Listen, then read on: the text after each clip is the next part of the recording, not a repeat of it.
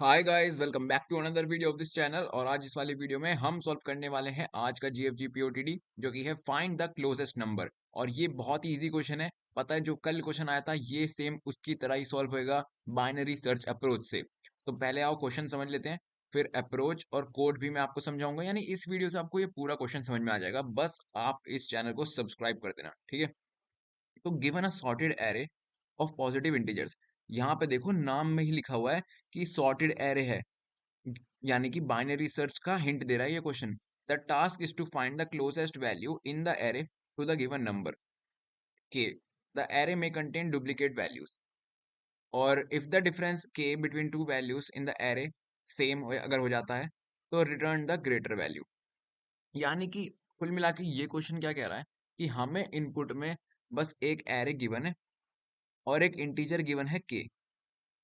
हमें उस के का सभी जो नंबर्स है उनके साथ एब्सोल्यूट डिफरेंस निकालना है, और जिनका भी कम डिफरेंस आए ना सबसे, वो नंबर हमें रिटर्न कर देना है।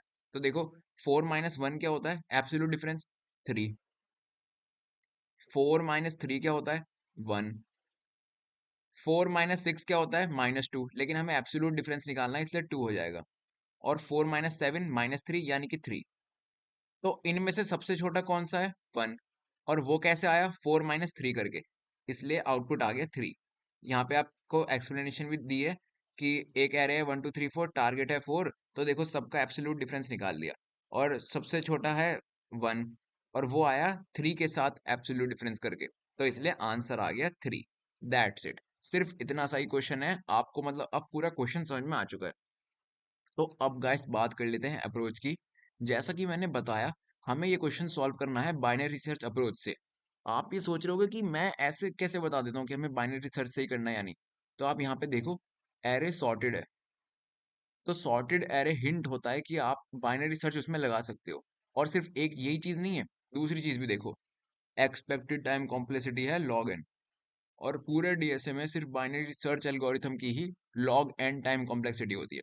इसलिए हम इस क्वेश्चन को सॉल्व करेंगे बाइनरी सर्च से। तो ये वो वाला एग्जांपल है जो हमें गिवन था। इसमें आप ध्यान से एक चीज देखो, मान लो k की वैल्यू 4 है, ठीक है। तो अगर मान लो इस एरे में कहीं 4 हो जाए, यानी कि अगर एरे में k के बराबर कोई एलिमेंट हो जाए, तो उनका तो एब्सोल्यूट डिफरेंस 0 हो जाएगा ना।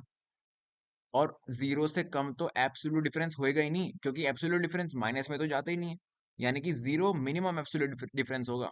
तो अगर k के साथ ही एब्सोल्यूट डिफरेंस कर दें, तो वो 0 हो जाएगा। यानी कि सबसे पहले हमें क्या करना चाहिए? सबसे पहले हमें बाइनरी सर्च की मदद से इस एरे में k को फाइंड करना चाहिए कि कहीं एरे में kth एलिमेंट ही तो नहीं पड़ा। तो वही तो हमारा आंसर हो जाएगा। और वो हम कैसे करेंगे?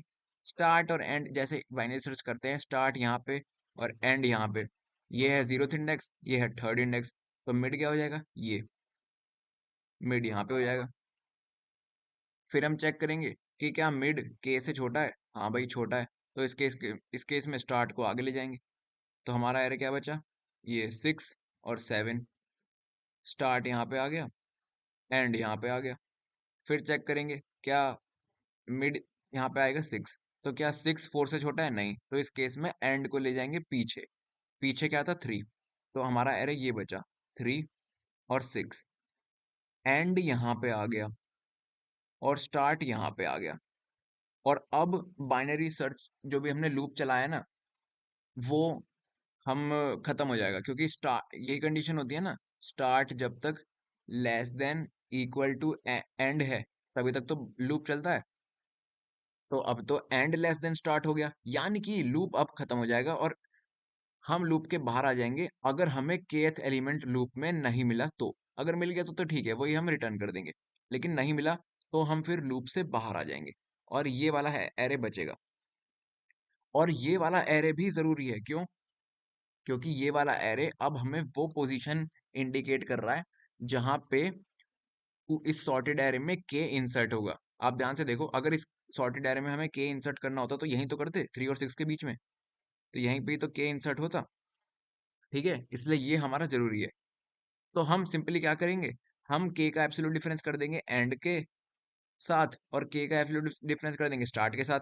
जो दोनों में से छोटा होगा उसे प्रिंट कर देंगे। और अगर दोनों बराबर हुए तो जो भी बड़ा होगा वो प्रिंट कर देंगे, क्योंकि यहाँ पे देखो, देखो यहाँ लिखा हुआ है कि इफ द डिफरेंस विथ के is same for to values return the greater value. That's it. तो आओ यही चीज अब हम कोड में लिख देते हैं। जो मैंने आपको बताया वही, सबसे पहले हम के को फाइंड करने का ट्राई करते हैं। उसके लिए int start, simple binary search का code, int start is equal to 0 और int end is equal to, array का साइज क्या है n, तो and is equal to n-1। ठीक है। और अब हम एक while लूप चलाएंगे। जो कंडीशन होती है, मैं इसे थोड़ा बड़ा कर देता हूँ, while start less than equal to end. जब तक start less than equal to end है तब तक मिड क्या होता है, मिड तो वैसे तो होता है start plus and divide by 2। वैसे तो ये मिड होता है, लेकिन कॉर्नर केसेस को, आउटलायर केसेस को हम कह सकते हैं हैंडल करने के लिए, कि अगर कॉर्नर वाली वैल्यूज आ जाए, इंट मैक्स इंट मिन आ जाए अगर, तो इसलिए हम स्टार्ट को ऐसे लिखते हैं, स्टार्ट, ये आपको पता ही होगा, मिड की वैल्यू हम ऐसे निकालते हैं, एंड माइनस स्टार्ट बाय 2। अगर आप इसे सॉल्व करने का ट्राई करोगे ना तो वही आएगा, स्टार्ट प्लस एंड बाय 2। ठीक है। तो अब हम के को चेक कर रहे हैं, तो अगर mid, A R R mid equal equal to हो गया के, तो यानी कि के प्रेजेंट है, तो वही हमारा आंसर है, रिटर्न के। वरना else if A R R mid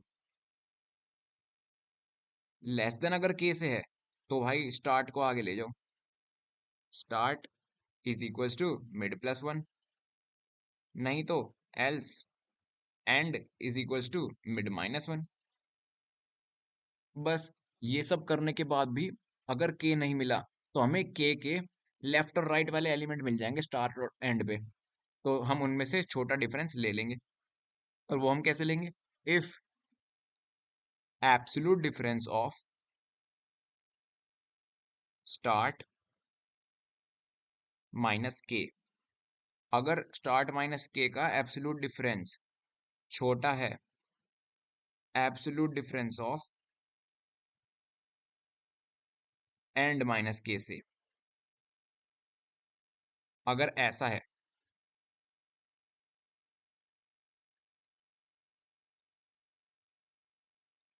तो भाई रिटर्न कर दो स्टार्ट वाला एलिमेंट, क्योंकि हमने छोटा ही तो डिफरेंस देखना है ना। और अगर एल्स इफ, यहाँ पे मैं यही कॉपी पेस्ट कर देता हूँ,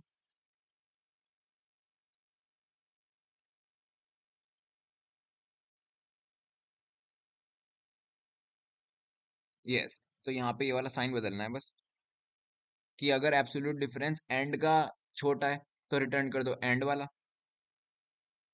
रिटर्न